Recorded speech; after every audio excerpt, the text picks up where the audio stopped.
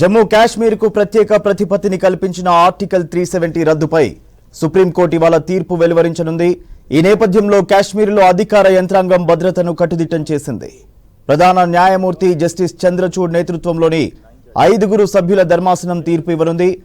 Article 370 రద్దుపై దాఖలైన పిటిషన్లపై August 2 supreme విచారణ ప్రారంభించింది. మరోవైపు సుప్రీంకోర్టు తీర్పును అందరూ గౌరవించాలని బీజేపీ పేర్కొంది. Test the validity of the exercise of power by the President after the issuance of the proclamation.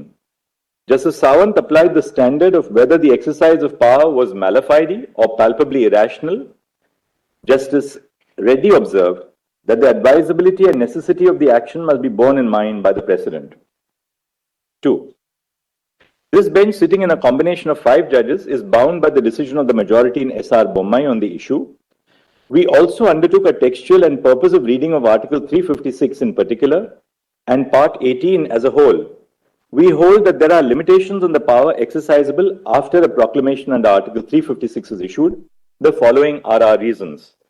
First, the thread that runs through Part 18 of the Constitution, when read as a whole, is that differing levels of executive and legislative power are required to handle an emergency under Article 352 and under Article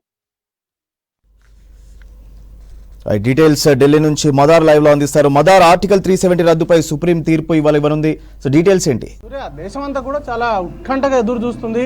article 370 రద్దును challenge చేస్తూ జమ్మూ కాశ్మీర్కు సంబంధించిన చాలా రాజకీయ పార్టీలకు సంబంధించినటువంటి నాయకులు కావచ్చు, అలాగే కార్యకర్తలు, సాంఘిక కార్యకర్తలు కావచ్చు, లేకపోతే చాలా మంది మన మీడియాకు సంబంధించిన కొంతమంది ప్రతినిధులు కూడా ఈ పిటిషన్లు దాఖలు చేశారు దాన్ని ఛాలెంజ్ చేస్తూ.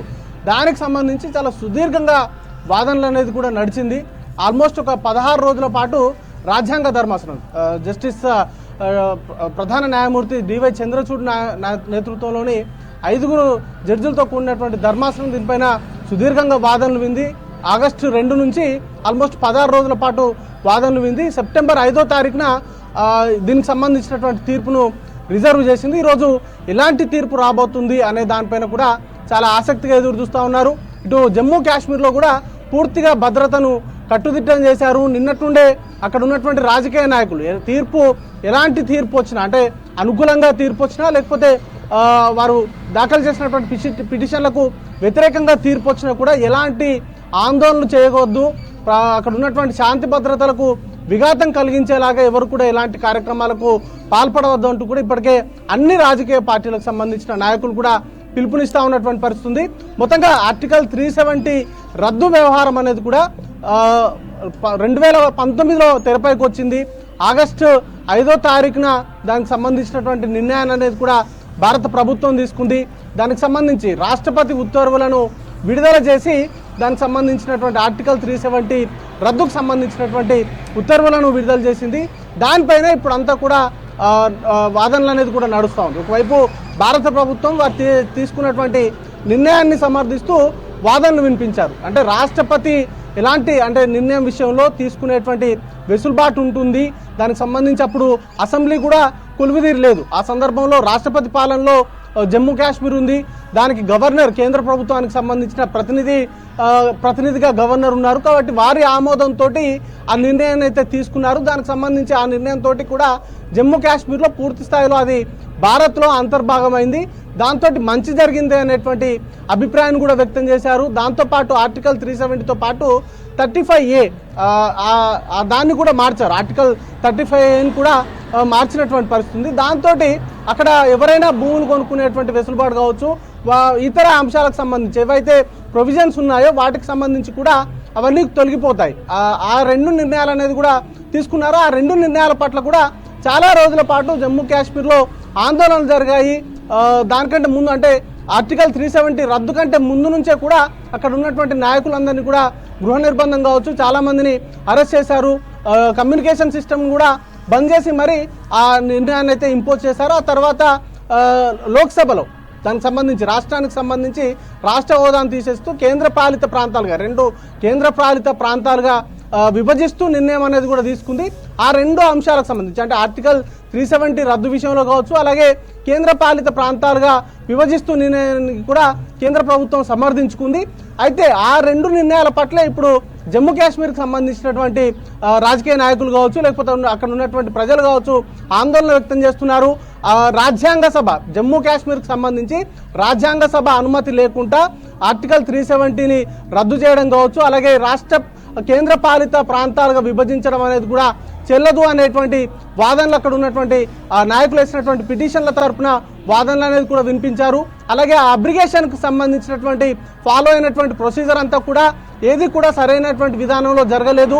రాజ్యాంగ సభ అనుమతి లేకుండా అంటే రాజ్యాంగ సభ అప్పటికే 1956లోనే జమ్మూ కాశ్మీర్కి సంబంధించినటువంటి రాజ్యాంగ సభ అనేది కూడా రద్దయింది. ఆ తర్వాత శాసనసభగా మారింది. శాసనసభ నిర్ణయం తీసుకోకుండా శాసనసభ అనుమతి లేకుండా వాటికి సంబంధించినటువంటి తొలగించారు. కాబట్టి వాటిని పునరుద్ధరించాలి. ఆర్టికల్ 370 ఇవ్వడంతో పాటు 35A సంబంధించిన అంశంలో కావచ్చు, అలాగే రాష్ట్ర హోదా విషయంలో కూడా వెనక్కి ఇవ్వాలి అనేటువంటి డిమాండ్ ఉంది. అలాగే విలీనం సందర్భంగా జమ్మూ కాశ్మీర్కి ఇచ్చినటువంటి హామీల విషయంలో ఈ నిర్ణయం ఏదైతే భారత ప్రభుత్వం తీసుకున్నటువంటి నిర్ణయం ఉందో అది ఖచ్చితంగా జమ్మూ కాశ్మీర్ ప్రజలను అవమానించేదే. ఆ నిర్ణయం వారికి సంబంధించినటువంటి హక్కులను కాలరాసే విధంగా ఆ నిర్ణయాలు అనేది కూడా తీసుకున్నారనేటువంటి వాదనలు కూడా వినిపించాయి. సో చూడాల్సి ఉంటుంది రాజ్యాంగ ధర్మాసనం ఎలాంటి తీర్పు ఇవ్వబోతుంది అనే దానిపైన. ఇప్పుడు సమాచారం మేరకు మనకు అందుతున్నటువంటి సమాచారం మేరకు కొన్ని భిన్నాభిప్రాయాలు అయితే జడ్జిమెంట్ విషయంలో కొన్ని భిన్నాభిప్రాయాలు వ్యక్తమవుతున్నట్టుగా తెలుస్తా ఉంది. మరి కాసేపట్లోనే దీనికి సంబంధించి పూర్తి స్థాయిలో క్లారిటీ రాబోతా ఉంది. జమ్మూ కాశ్మీర్కి సంబంధించి ఆర్టికల్ 370 రద్దు విషయాన్ని దానికి సంబంధించినటువంటి చట్టబద్ధత ఉందా లేదా అనే దానిపైన మరి కాసేపట్లోనే ఒక పూర్తి స్థాయి క్లారిటీ వచ్చేటువంటి అవకాశం ఉంది. సూర్య, థ్యాంక్ యూ మదార్. The court, while judicially reviewing the exercise of power, can determine if the exercise of the constitutional power of the legislature of the state by parliament has a reasonable nexus with the object sought to be achieved by the proclamation. The next issue is whether Jammu and Kashmir retained an element of sovereignty or internal sovereignty when it joined the Union of India. We have held that the state of Jammu and Kashmir did not retain an element of sovereignty when it joined the Union of India. We have arrived at this conclusion for the following reasons. First, paragraph 8 of the instrument of accession executed by Maharaja Hari Singh provided that nothing in the instrument would affect the continuance of the sovereignty of the Maharaja in and over the state. Second, on 25 November 1949, a proclamation was issued for the state of Jammu and Kashmir by Yuvraj Karan Singh. The declaration in this proclamation that the Constitution of India would not only supersede all other constitutional provisions in the state which were inconsistent with it, but also abrogate them, achieves what would have been attained by an agreement of merger. With the issuance of the proclamation, paragraph 8 of the instrument of accession ceased to be of legal consequence. The proclamation reflects the full and final surrender of sovereignty by Jammu and Kashmir through its sovereign ruler to India, to her people who are sovereign. Third, neither the constitutional setup nor any other factors indicate that the state of Jammu and Kashmir retained an element of sovereignty. The Constitution of Jammu and Kashmir was only to further define the relationship between the Union of India and the state of Jammu and Kashmir. The relationship was already defined by the instrument of accession, the proclamation by Yuvraj Karan Singh in November 1949, and more importantly, by the Constitution of India. Fourth, there is a clear absence in the Constitution of Jammu and Kashmir of a reference to sovereignty. In contrast, the Constitution of India emphasizes in its preamble that the people of India resolve to constitute themselves or to constitute India into a sovereign, socialist, secular, democratic republic. Fifth, that the state of Jammu and Kashmir became an integral part of the Union of India is evident from Articles 1 and 370 of the Indian Constitution. It is reiterated in Section 3 of the Constitution of Jammu and Kashmir, which is unamendable.